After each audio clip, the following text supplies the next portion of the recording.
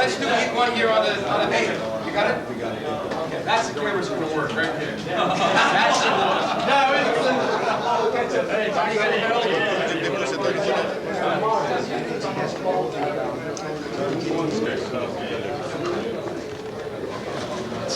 Let's everybody take a seat.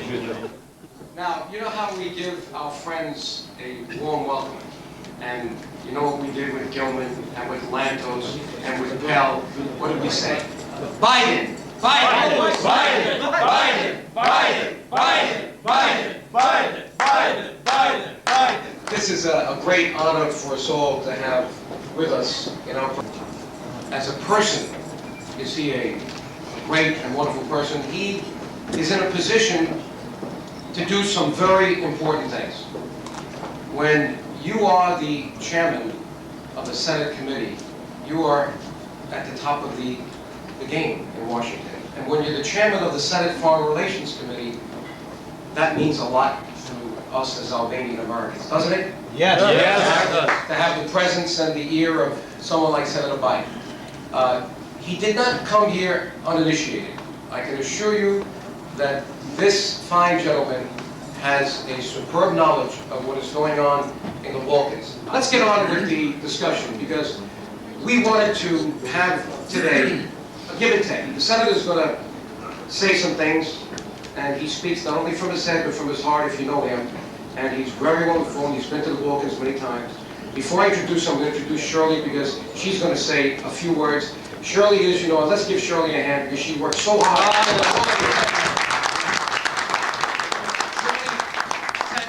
A 6-page memo outlining the League's conception of what the Albanian national cause is, and certainly we had to divide it by Kosovo and Montenegro. We hate to divide it that way, but we had to do it, the issues of concern, because you come from each of these areas. So with that, let me turn it over to Shirley. Thank you, John. Hi, everyone. I'll be very, very brief. I just want to add a few words to what Joe said about Senator Biden. In fact, he told me for the first time today that 1991, that was their first contact, that hearing. Of course, I wasn't in the picture then. I don't show up on the scene until 1994, when I started my way out of Lawrence Hill Books and into this whole arena. And I just want to say that, as you know, after the 1991 hearing, Senator Biden emerged as one of the few and major voices in the U.S. government to challenge Slobodan Milosevic's genocidal march across Southeast Europe for 10 years. This is very important. He's one of the few people to first sound, the warning bells about the Bosnian War when the concentration camps were concealed. He's been one of the few voices to consistently protest the protection of indicted war criminals, especially France's protection of Bosnian Serb war criminals, Karadzic and Mladic. And then, I think this is a very important moment. I think we would all agree that when he became chairman of the Senate Foreign Relations Committee, what was his first hearing about? His very first hearing was the crisis in Macedonia and U.S. engagement in the Balkans. I mean, that's significant. That sends a message to us. It also gives us a responsibility, too. He's one of the few people in the House and Senate, few members who recognize going into the future, whether it's the Balkans, whether it's the Afghan war, whether it's East Timor, no matter where it is in the world, that if realpolitik is in terms of the Albanian national cause, we're looking not, and I know that Senator Biden has heard about the big bugbear of the greater Albania. Well, there's only been a quest for greater Serbia, actually, for the last 12 years, as we know. And right now, we're not looking to bring Albanians into one nation. But in the next 20 years, it's not going to matter anyway. borders will be, how can we bring freedom, democracy, human rights, and economic development to all of the Albanians who live side by side in 6 artificially divided jurisdictions? Also, I know that everyone in this room is deeply concerned about the final status of Kosovo. We know that if it's done in the wrong way, it's going to create incredible turmoil in the Balkans.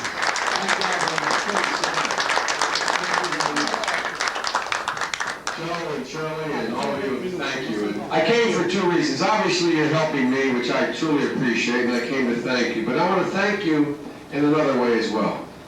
I want to thank you for an education that has literally, not figuratively, changed my life. The truth of the matter is, I have been a United States Senator now for almost 30 years. I was elected when I was 29 years old, and my interest and my passion had always been American foreign policy. And for years and years, my responsibility as a younger senator was primarily Europe, the former Soviet Union, and the Middle East. And I thought I was relatively well informed. I worked very hard at it, and I thought I was well informed. And one of the things that happened in that first hearing, Joe, when you came along with others to testify, you made a case that was compelling. I had already changed my mind about Milosevic, but you helped change my heart.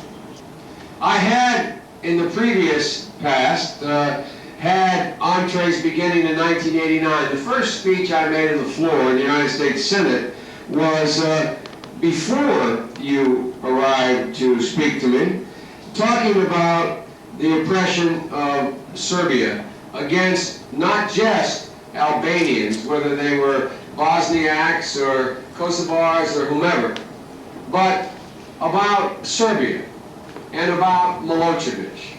And I was asked to whether or not by the then Yugoslav foreign minister who came to see me, and he asked whether I'd be willing to go to speak with Slobodan Milosevic because I had for the previous 2 years been too harsh, and I just did not understand the reality of what was going on. And it was in between that time that Joe came and testified before the committee that Senator Pell had set a hearing for. And what I was bound and determined to do is not allow that son of a bitch Milosevic to get any benefit from my visiting. But let me go through a little bit of this history. So I went and I met with Milosevic, and as the saying goes, when I stiffed him, when I refused to be seen on camera with him, when I refused to shake his hand, when I refused, remember he was the president of a country at the time, recognized by the whole world. Nobody had ever done that to him or to any modern president. And so I said I would meet with him on one condition. And the story is an important story to tell you, not about tell you about me, but about him and the legacy. This has become, as is obvious to people, more than an intellectual pursuit for me. This has become a passion for me. Because I think what was represented by the carnage that took place when Milosevic stood on that god-awful windswept field outside of Pristina with hundreds of thousands of Serbs and whipped up their nationalistic fervor to begin a genocidal war against Albanians in particular, Muslims generally, which is usually the same, one and the same, and also Croats living within the country. And Tudjman, I might add at the time, was equally as bad, in my view, as Milosevic, except he didn't have as much opportunity as Milosevic had, okay? Now, on that trip, I was to see these two people. I said to Milosevic, I will see him only if there is no press, and only in his office, and only after 7 o'clock. And so I literally walked into that, which used to be basically an old Habsburg palace, where his office was, with these great big center stairs that you see in all these all these beautiful palaces. And you walk up this beautiful staircase, and his office is off to the left. And when we walked in, we pulled up to the door, he had military standing there, J&A, they were waiting to salute as I walked in. I walked in the door. The United States has a vital interest, beyond a humanitarian interest, in the Balkans. And let me explain to you in a nutshell why. I argue that without European stability, that stability in Europe-wide, the United States is not able to execute a foreign policy anywhere in the world. Anywhere in the world. And without us promoting that stability, there is no rationale for the existence of NATO. If NATO cannot exist for the purpose of dealing with the most predictable kinds of wars that will occur, ethnic wars, in the heart of Europe, or better, the belly of Europe, then it is of no value. It will make itself irrelevant. When I went and spoke to the NAC, in Brussels, the French boycotted the meeting because I was showing up, because I was insisting of the European responsibility to get involved in bringing the Balkans into the 21st century. The Balkans have never, ever once in their history, since the 8th century, when no one was integrated, been integrated into Europe.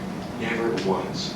And what is needed, and I facetiously say this to people all the time, what is needed is a 4-lane superhighway from Athens to Brussels. What is needed is an economic and political integration of the region. So ladies and gentlemen, there's a simple, basic message.